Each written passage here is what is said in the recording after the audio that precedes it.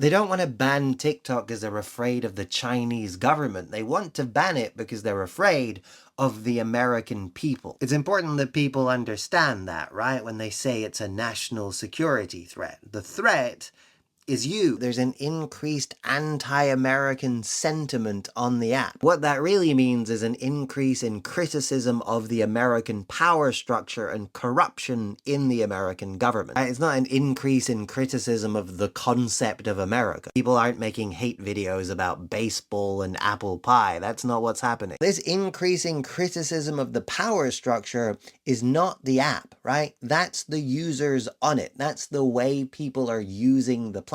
And it's important to note that most Americans consume content mostly from other Americans. So that's what they're really afraid of, right? They're afraid of Americans talking to other Americans on a platform that they can't seem to figure out how to control the narrative on. Now, this kind of criticism of the power structure is supposed to be there, right? It's a healthy part of any functional democracy. Really, it's what the media is supposed to be for. That's what they mean when they say that the media is the fourth branch of government. The media's role is to keep the people informed and to hold the people in power accountable.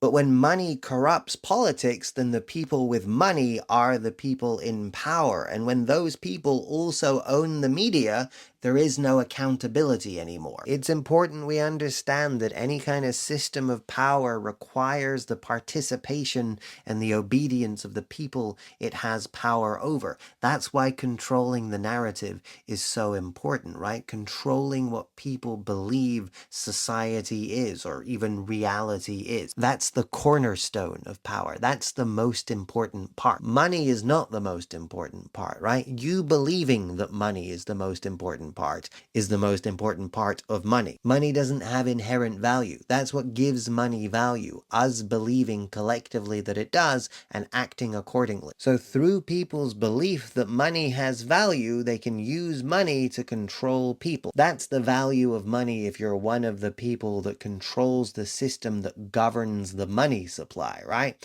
Not the monetary value of the money, but the control. Now that requires people choosing to participate in the structure you have power over, which requires people believing in the reality of that structure, which requires controlling what people believe, which requires controlling the narrative. So any platform or forum where people scrutinize or question the narrative of the people in power or collectively form their own narrative in spite of the people in power always has been and always will be the most dangerous possible thing in the eyes of the most dangerous people.